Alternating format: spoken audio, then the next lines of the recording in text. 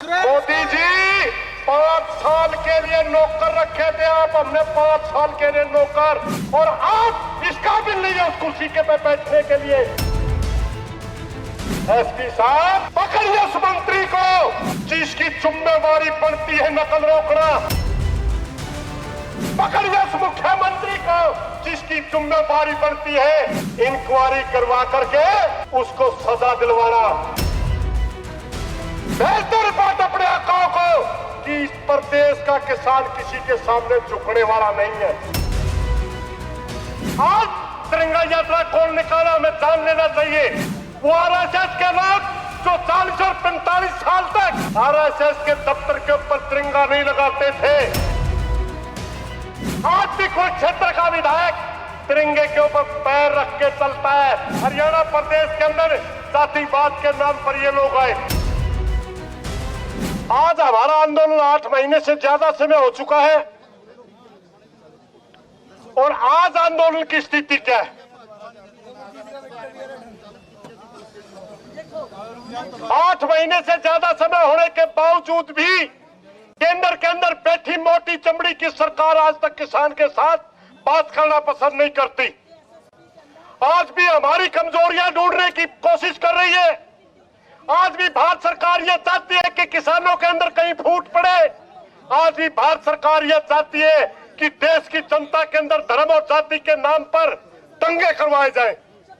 पूरे हरियाणा प्रदेश के अंदर तिरंगा यात्रा के नाम पर एक आयोजन किया गया।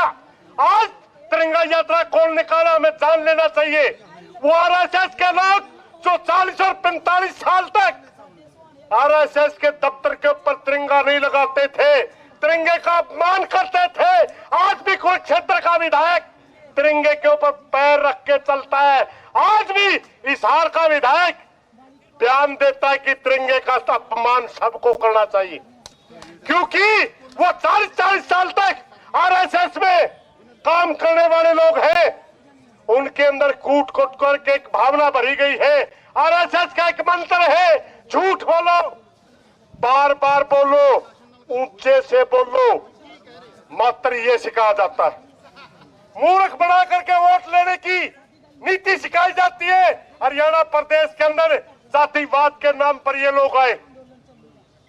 जब इनको विकास की कोई बात पूछता है कोई जवाब नहीं है। जो शिक्षा का सत्र पूछता है कोई जवाब नहीं है। मेडिकल का कोई सत्र पूछता है कोई जवाब नहीं है। 28 पेपर लीक हो चुके हैं हरियाणा प्रदेश के अंदर जब से बीजेपी सरकार आई। 28 पेपर पूरे प्रदेश के नौजवानों का पट्टा खोल कर दिया। अभी 7 लाख बेरोजगारों ने पुलिस की भर्ती का पेपर दिया और शाम को खबर आती है पेपर लीक हो गया। पेपर कैंसिल किया जाता है, भर्ती कैंसिल की जाती है, 2-4 छोटे मोरे पकड़ा दिए जाते हैं, मास्टरमाइंड नहीं पकड़ा जाता। ये नहीं पकड़ा जाता कि अधिकारी कौन सा अधिकारी है जिसने पेपर लीक करवाया। यह नहीं कहा जाता कि कौन अधिकारी है जो पेपर ले रहा था, कौन जिम्मेवार व्यक्ति है। जिम्मेवार व्यक्ति को पूछने वाला नहीं सरकार के अंदर। मात्र छोटे छोटे बच्चे जो अपने लालचवश कहीं दूसरे कहीं आंसर की मिल गई, 1-2 बच्चा पकड़ लिया जाता है।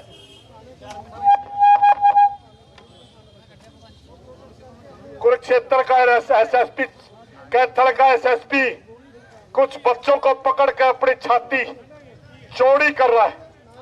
एसपी साहब पकड़िए आयोजन करने वालों को, पकड़िए उस मंत्री को जिसकी जिम्मेवारी बनती है नकल रोकना, पकड़िए उस मुख्यमंत्री को जिसकी जिम्मेवारी बनती है इंक्वायरी करवा करके उसको सजा दिलवाना।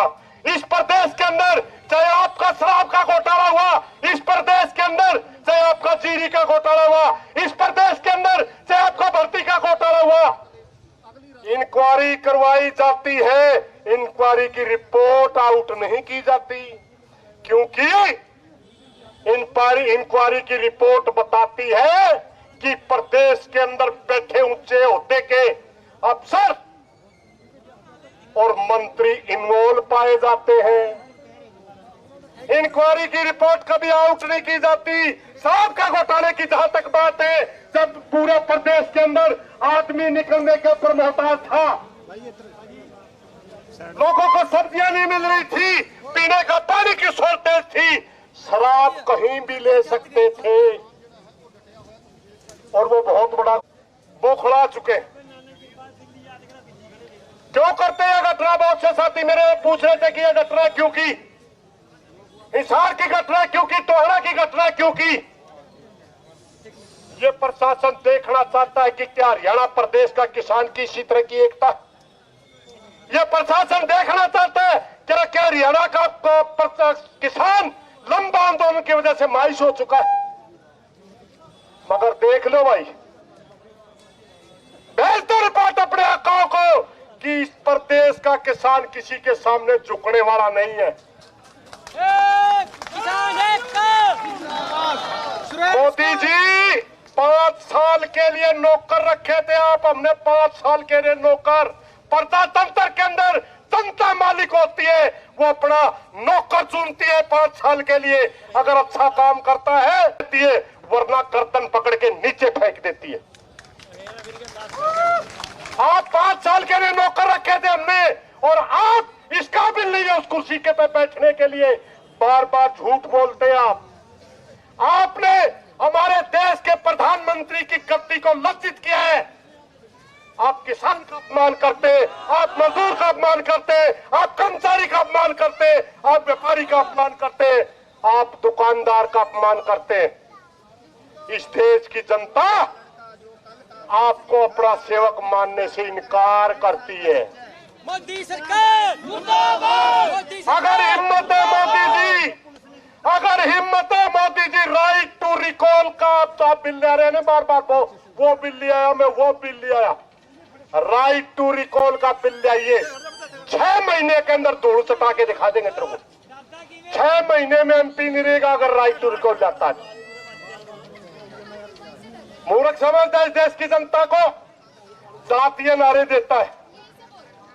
किसान साथियों, एक मैं आप लोगों को धन्यवाद भी करना चाहूंगा। किसान साथियों, मैं आप लोगों को एक धन्यवाद करना चाहूंगा। 1991 का दौर था, 3 किस्म के कानून नए नए आए थे।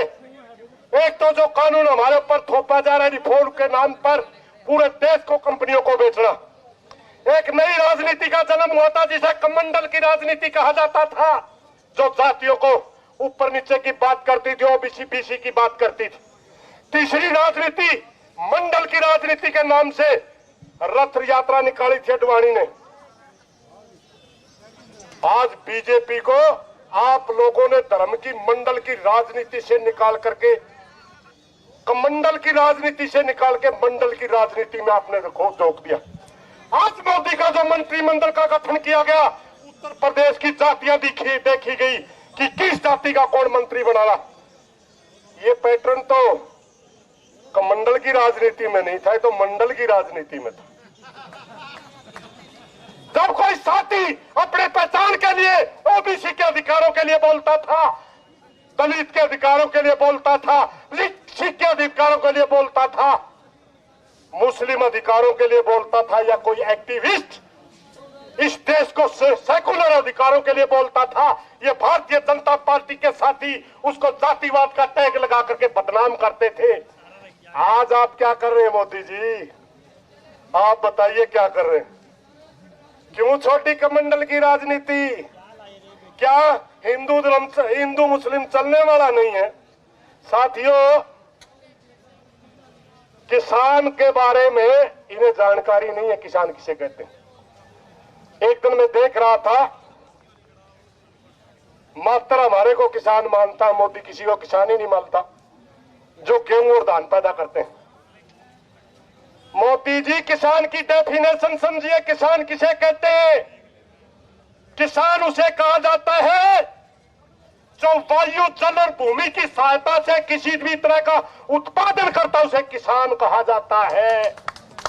चाहे वो सब्जी का उत्पादन करता है, चाहे फल का उत्पादन करता है, चाहे भेड़ बकरी पाल करके ऊन का उत्पादन करता है, चाहे सुअर और मुर्गे पाल करके मीट का उत्पादन करता है, चाहे वन लगा करके लकड़ी का उत्पादन करता है, चाहे मसाले का उत्पादन करता है, चाहे मछलियां पाल करके मछली का उत्पादन करता है, चाहे पशुपालन पाल करके दूध का उत्पादन करता है, सभी तरह के उत्पादन करने वाले किसान की कैटेगरी में आते हैं। मोदी जी मूर्ख है आप, हम नहीं है।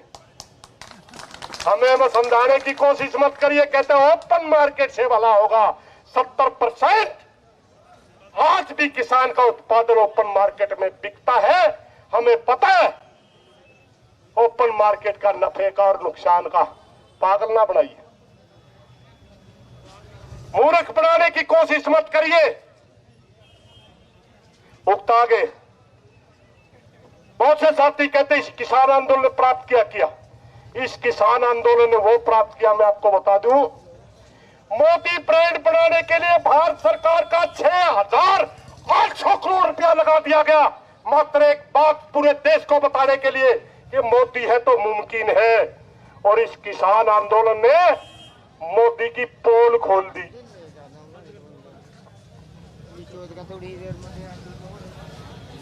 हेलो,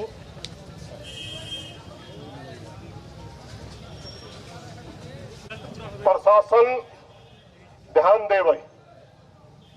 हमारे साथ पूरे हरियाणा में गेम खेला जाता है, हमारे साथियों को बगैर मतलब के गिरफ्तार कर लिया जाता है, और जब किसान इकट्ठा होता है तो उसकी 2 नंबर से बेल करवा के हमारे को दे दिया जाता है। यहां बेल मंजूर नहीं है भाई, बिना शर्त रिहाई मंजूर है। मैं सीआईडी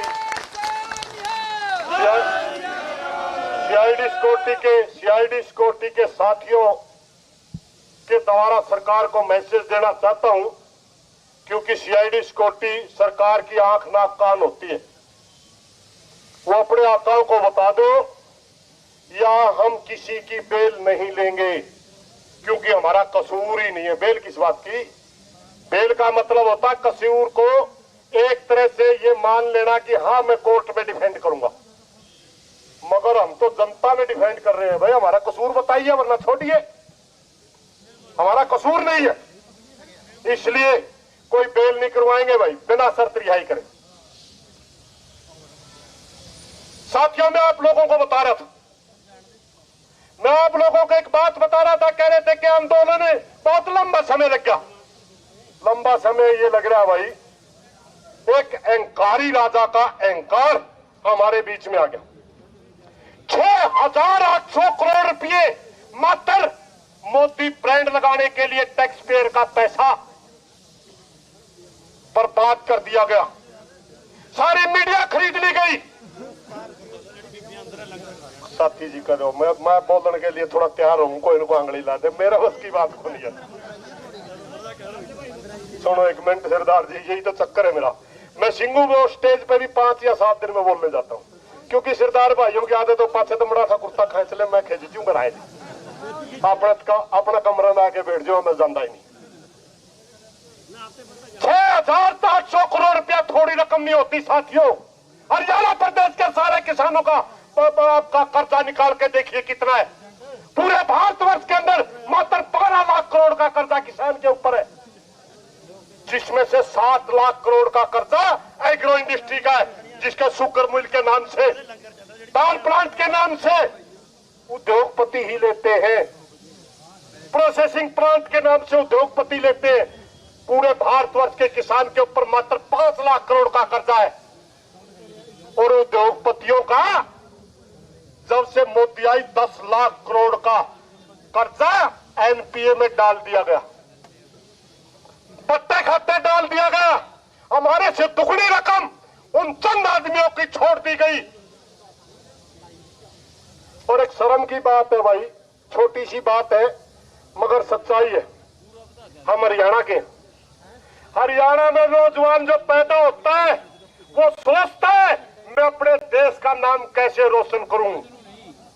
चाहे खेल की बात है, चाहे कृषि की बात है, हम गोल्ड मेडलिस्ट पैदा करते हैं हरियाणा का किसान।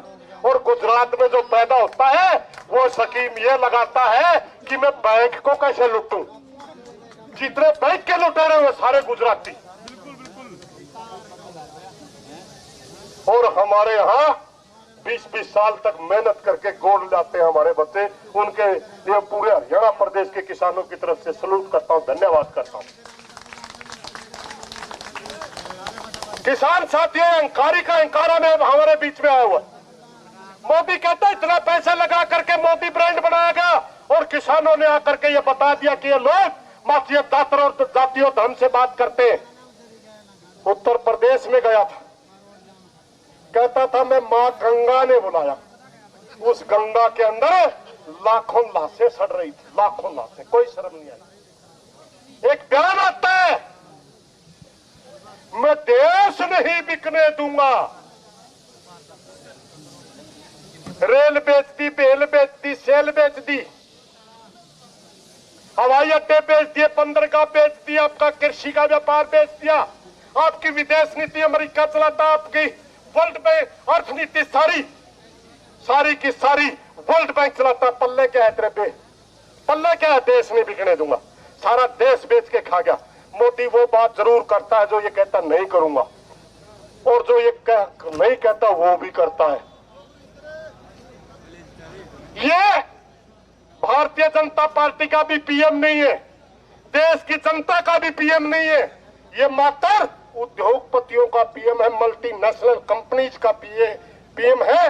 ये हमारे देश का पीएम है ही नहीं, क्योंकि 24 घंटे ये सिर्फ एक बात सोचता है कि मल्टीनेशनल कंपनी को फायदा कैसे पहुंचाया जाए। साथियों, मैं आपसे प्रार्थना करना चाहता हूं, पूरे हरियाणा प्रदेश के किसान का कहीं न कहीं कोई न कोई बंदा यहाँ आया हुआ। मायूस होने की जरूरत नहीं है। यह आंदोलन हम हर हालत में जीतेंगे। इन्हीं बातों के साथ कोई गलत बात नहीं, माफी चाहूंगा। धन्यवाद साथी।